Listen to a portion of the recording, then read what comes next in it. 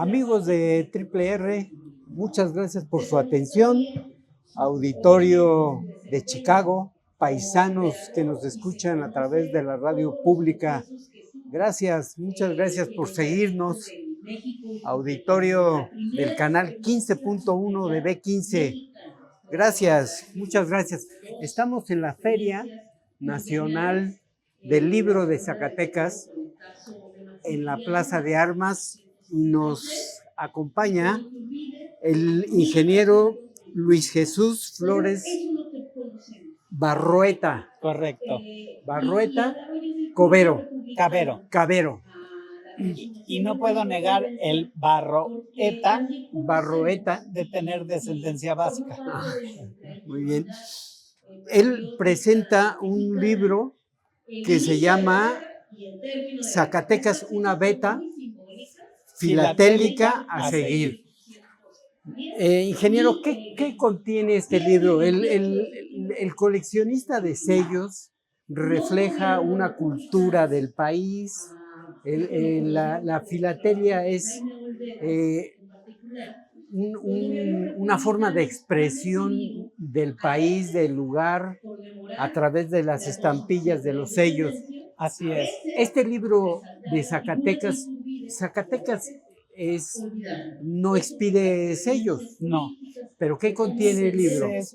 En este libro fue un trabajo de hacer una investigación de más de 15 años, por barriendo o limpiando, o como gustes decirle, todo el catálogo de timbres mundiales, desde 1840 hasta hoy día, que han tocado a personajes o acontecimientos que ocurrieron en Zacatecas y que son emitidos por Correos de México, en el caso de México, o por los correos de los países donde me fui encontrando material que no teníamos ni la menor idea de que pudiera estarse hablando de esta patria chica en otras latitudes. En otros países tomaron algunos aspectos de Zacatecas, hechos, personajes. Por decirte algo, una estampilla de San Vincent, una isla en el Caribe, festejando el aniversario de UNESCO, cuidando el patrimonio mundial de la humanidad. En una de tantas estampillas está en un timbre, junto con otros timbres más, pero en uno de ellos la fachada de catedral.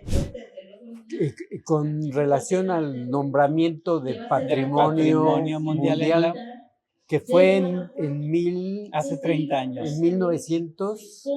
Menos 30, 1993. Diciembre 10 de 1993. El año pasado cumplimos 30 años con ese nombramiento. La primera estampilla en el mundo se expidió en 1840 en Inglaterra, con la imagen de la reina madre. Y en México 16 años después. Es más o menos moderna esta.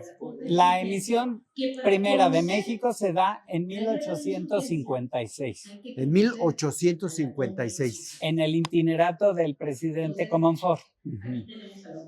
Se hace el trámite en febrero y el primer timbre empieza a circular el 1 de agosto de ese año. ¿Siempre fue para las cartas? Sí.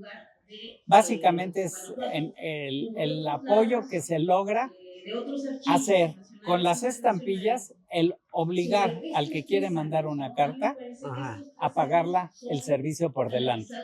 Porque anteriormente el que recibía la carta era el que la pagaba. Y empezó a haber una serie de fraudes enormes, porque llegaba la misiva y resulta que el destinatario decía, no acepto la carta. Y sin embargo en la carta venía alguna clave en el que ya se habían puesto de acuerdo los dos, en el que con eso decían, te veo en 15 días, rechazaban la carta y el mensaje ya había sido entregado y no se pagaba el servicio, ya habiendo tenido gastos en el traslado de la pieza postal.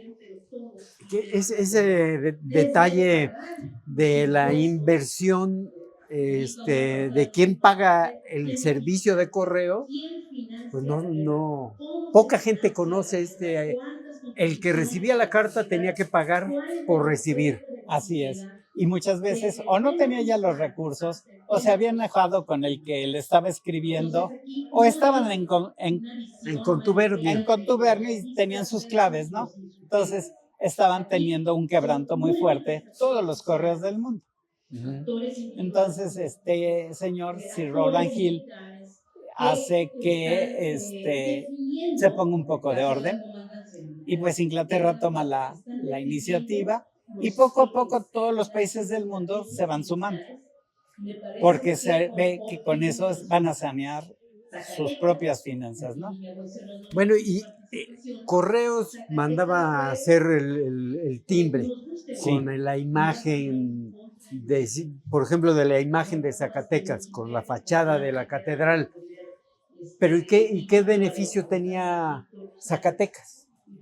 bueno, las estampillas o timbres o sellos, como gustes decirle, circulan por todas las partes del mundo.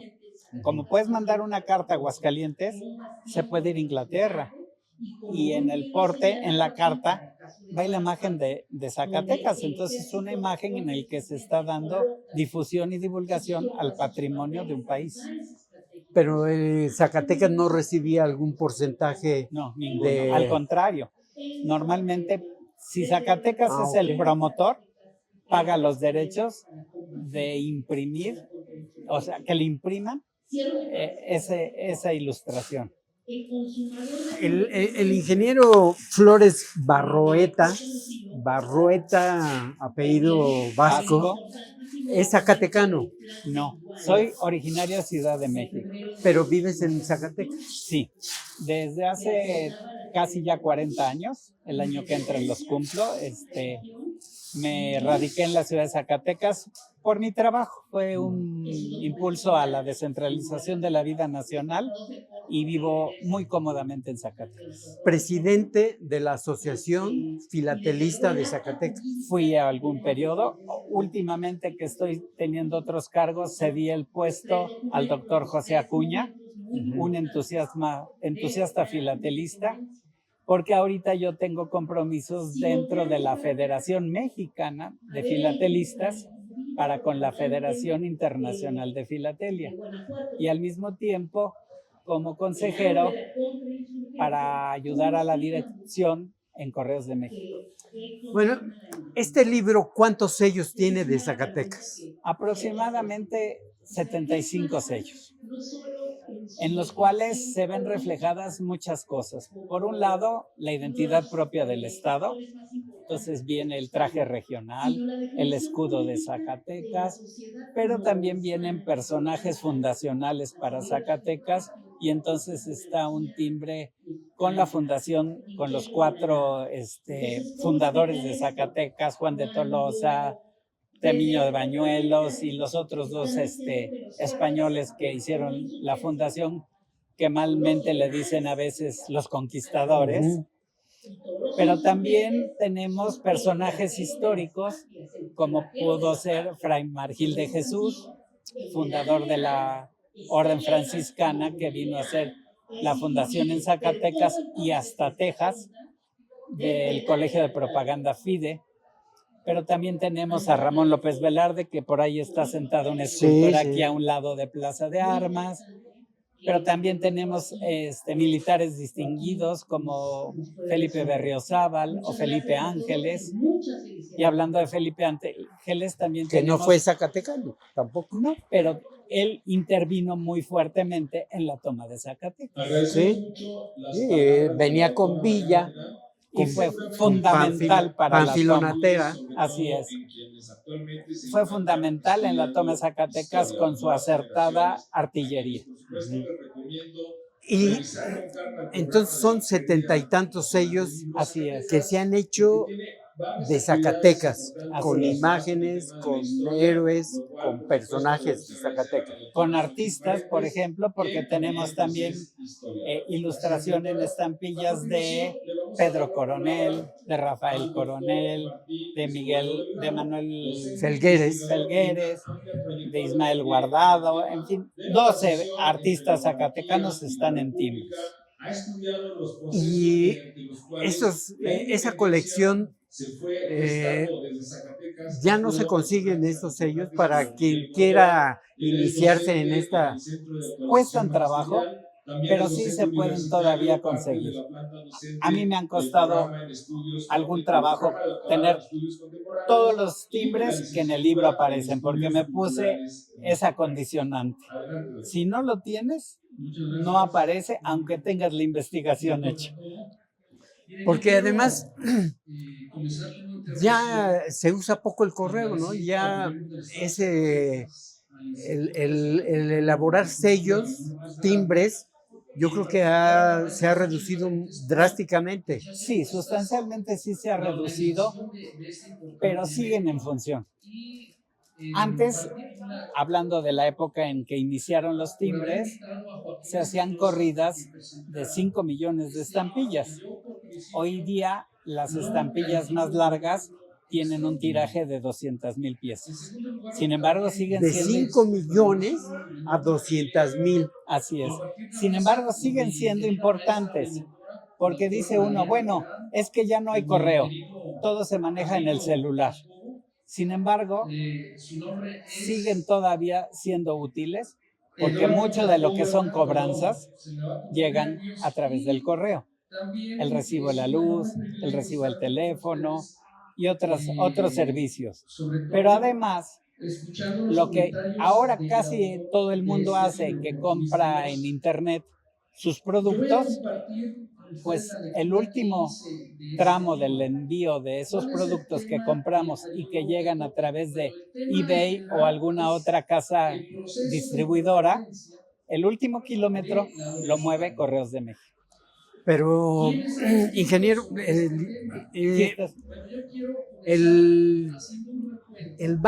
los bancos son los principales generadores de correspondencia, mandan promociones, estados de cuenta, pero yo no he visto que llevan sellos, timbres.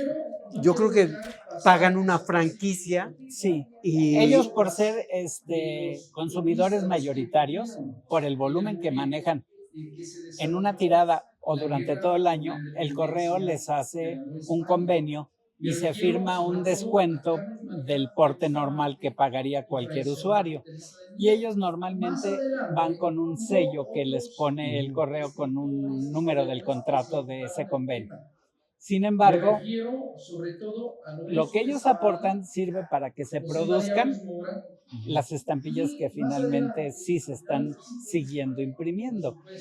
Y se usan, por ejemplo, yo he visto cajas preciosas, se ven forradas de timbres totalmente, no le ves la textura del cartón, ¿no?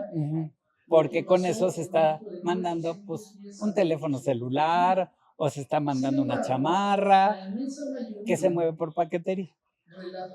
Pero lo bonito era, yo oír le mando el silbato del cartero, su bicicleta llevándote tu cartita y tú ansioso de recibirla, ¿no? Aquí en Zacatecas tenemos una población de 1,600,000 personas y se dice que en Estados Unidos hay otro 1,600,000 personas. Y antes, pues los paisanos le escribían a la mamá, le escribían a la esposa, a los hijos, y les escribían sus cartitas, les ponían, pero mandaban el sello, supongo que de Estados Unidos. Y la respuesta iba con de timbres México, con timbres. Pero ahora ya se usa el correo electrónico. Y es tan inmediato. Y ese no es coleccionable. No. Sin embargo, fíjate que tuvimos hace unos años un experimento muy interesante con el Instituto Nacional de Migración. Zacatecas es una población multinacional. No solo porque nuestros paisanos estén en Estados Unidos. En Zacatecas hay una población de extranjeros trabajando en Zacatecas, en todo el estado, de más de 125 países. Increíble, ¿no? A veces no se sienten. Sin embargo, ellos en octubre suelen hacer una feria del país de los extranjeros en Zacatecas. Sí, estuvimos en el Museo Zacatecano. Así es. Y bueno, en alguna ocasión hicimos un experimento de poner estampillas de todos los países que están representándose en Zacatecas. Y fue una cosa muy, muy emotiva. Y estos los sellos de Zacatecas, ¿cuándo fue el último sello que se hizo Correos de México? Hace 3 semanas salió un timbre que habla de la conservación de la biosfera en México. Y uno de los 3 timbres que abarca esa serie son un timbre que habla sobre el cuidado del ajolote en México, en Ciudad de México, y en Zacatecas el perrito de la pradera. El perrito de la pradera, del semidesierto. Entonces está ahí apareciéndose Zacatecas constante. Anterior a ese, ahora que se conmemoraron los 30 años de Zacatecas Patrimonio Cultural de la Humanidad, se hizo una estampilla que habló sobre eso. ¿Y qué se necesita hacer para que Correos de México diga, bueno, le toca a Zacatecas? Normalmente se firma un convenio con Correos teniendo la voluntad de querer hacer una emisión. Dependiendo del tamaño de la estampilla que quieras, porque hay 20 tamaños diferentes, se pagan derechos por la impresión de eso, porque Correos no los imprime, digamos. Uh-huh. Finalmente, una estampilla son valores de la nación. Y entonces quien lo imprime es Hacienda, en los talleres de impresión de estampillas y valores de la nación, que pertenece a Hacienda. Entonces, se le pagan derechos a Hacienda por emitir, que lo que hace Hacienda no es hacer negocio, sino recuperar el costo el papel, la tinta. Así es. Porque y hay muchas demandas, muchas peticiones de yo quiero el timbre, porque también está la Lotería Nacional. Claro. Que los billetes también los hacen y va para el sorteo del jueves sale López Velarde. Martes, jueves, sábados y domingos, decían como en el hipódromo, ¿no? Sí. Pues sí, este año, por ejemplo, Correos de México tiene en su programa de emisiones más de 45 títulos y títulos ya a imprimirse, ¿no? Y va a Zacatecas. Ya fue ya el que te acabo de platicar. Pero, por ejemplo, la UNAM también tiene y no ha hecho la solicitud y no sé si la vaya a hacer. Pero, por ejemplo, este año que cumple 100 años Radio Educación, estábamos dispuestos a apoyarlos para que hicieran un timbre, pero están muy distraídos en sus festejos de aniversario. Para un coleccionista, ¿cuánto cuesta conseguir un timbre raro? Bueno, de los timbres que están saliendo te cuesta andar persiguiéndolo y pagas finalmente lo que cuesta el porte del timbre. 7 pesos hasta 30-50, que es el porte más caro. Timbres viejos se cotizan, saliendo de la ventanilla del correo, todos los timbres se cotizan en dólares. En dólares. En dólares, porque es un mercado internacional. Y entonces, pues puede variar de 40 centavos de dólar a $600 que quieras conseguir una pieza, ¿no? Sí, por ejemplo, uno de la Revolución, un timbre de la Revolución, me imagino que ha de ser muy difícil, muy complicado. Y fíjate que en el caso de México y la Revolución, además, nadie sabe para quién trabaja. Porfirio Díaz hizo una serie conmemorativa por el centenario de la independencia. 1910. Con aproximadamente 10 valores postales, en los cuales se ilustraban con héroes de la patria y algunos acontecimientos como la toma de la Alhóndiga de Granaditas, la misa en el Cerro de las Cruces, y se me fue ahorita el nombre del tercer, que eran timbres aéreos, no, de porte más caro. Conseguir esos, se hicieron, como te digo, millones de tiradas. Se cae el régimen de Porfirio Díaz, entra en conflicto la revolución y, como te decía, los timbres son valores de la nación. Lo primero que hacían los ejércitos aguerridos era llegar a los bancos a recoger dinero, echen todo lo que tengan en reservas y llegarse al correo para también denme todos los timbres que tengan. Y les ponían una marca encimada sobre el timbre. Y hay marcas de Carranza, hay marcas de Villa, hay marcas de Villa sobre la de Carranza, hay marcas de Carranza sobre la de Villa. Pero también hay poniendo en valor el porte que decía la estampilla, porque hubo una inflación enorme en el proceso revolucionario. Sí. Entonces, si una estampilla valía 5 centavos, le ponían una sobrecarga que decía ahora vale 20 centavos. Conseguir ese material, que es tan abundante pero tan diverso, es abundante pero escaso, porque han especulado mucho con él. Entonces, sí, son caros. Y todo ese material, bueno, parte de ese material lo tenemos en este libro. No, me abarqué ahorita a la parte un poco más sencilla, porque finalmente me ha costado un buen dinero hacerme del material. Y luego, en esa época se solía poner, para evitar que se robaran los timbres, cada estado los mandaban los timbres vírgenes desde los talleres de México. Y al llegar al estado, le ponían una marca diciendo, llegó a Zacatecas. Este es timbre emitido en Zacatecas o vendido en Zacatecas. Y así había otros vendidos en Aguascalientes o vendidos en Guanajuato. Y entonces resulta que poder hacerse de ese material, que en específico digan, es un timbre sí de la revolución, que está sobre unas estampillas de la independencia, pero se vendió en Zacatecas, y se complica un poco más. Y en este libro me imagino que vienen las estampas de todos los sellos. Sí, vienen las ilustraciones. Y una explicación. Por un lado, técnica, en la que dice qué tipo de papel tiene, qué protecciones del papel aparecen, porque todos los papeles traen, al ser papel que vale, que representa ingresos para México, viene con algún distintivo. Entonces, traen en marcas de agua, que es una cicatriz que se hace a la hora de hacer el papel, un águila, por ejemplo, que dice Mex, o otra águila que dice Correos de México. Y así sucesivamente hay 17 marcas diferentes de cicatrices en el papel.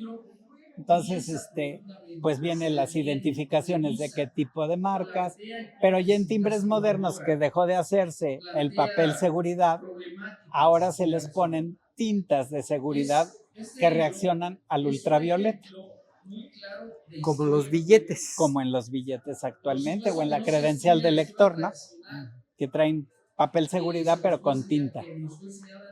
Y Luis Jesús Flores Barrueta, ¿sigue coleccionando? Sí. ¿Hay todavía oportunidades de buscar, o ya